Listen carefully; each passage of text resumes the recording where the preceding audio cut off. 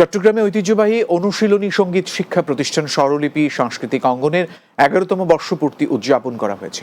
বিকেলে নগরীর চট্টগ্রাম শিল্পকলা একাডেমিতে বর্ষপূর্তির উদ্বোধন করা হয়। স্বরলিপি সাংস্কৃতিক অঙ্গনের পরিচালক শামসুল হায়দার তুষারের সভাপতিত্বের উদ্বোধক ও প্রধান অতিথি ছিলেন ২১ পদকপ্রাপ্ত গুণী ও বরেণ্য বংশীবাদক ওস্তাদ ক্যাপ্টেন আজিজুল ইসলাম।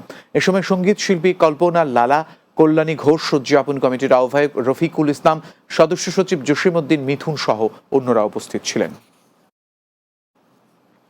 পবিত্র কোরআনের আলো ছড়িয়ে দিতে এবং সহি শুদ্ধভাবে কোরআন তেলাওয়াত শেখানোর লক্ষ্যে চট্টগ্রামের সন্দ্বীপে অনুষ্ঠিত হয়েছে বৃহৎ হেফজুল কোরআন প্রতিযোগিতা।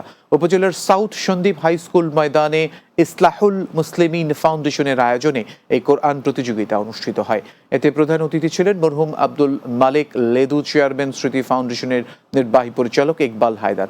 এ সময় উপস্থিত ছিলেন সংগঠনের সভাপতি মাওলানা আব্দুর রহিম, সাধারণ সম্পাদক আকরাম সাদি ও মাওলানা আব্দুর রহমান সাইম সহ অনেকেই।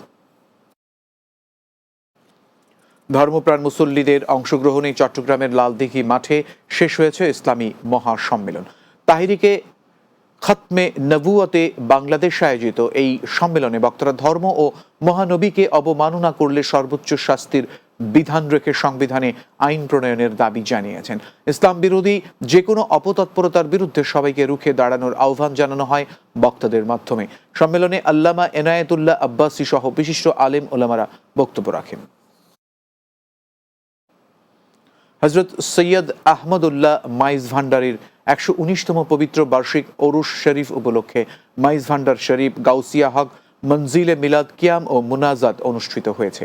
মুনাজাত পরিচালনা করেন গাউসিয়া হক মঞ্জিলের সজ্জাদানশীল রাহবারে আলম হজরত সৈয়দ মোহাম্মদ হাসান মাইজ ভান্ডারী।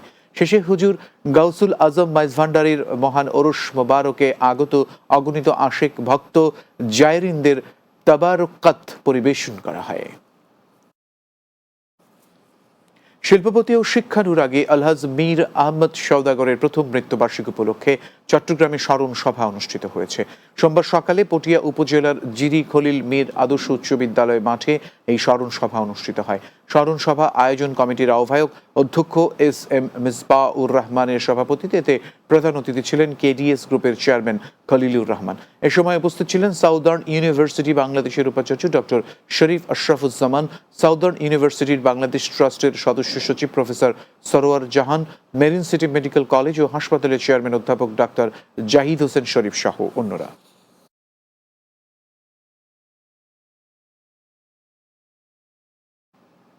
রাতের বাংলায় আবারও বিরতি নিচ্ছি, সঙ্গেই থাকুন।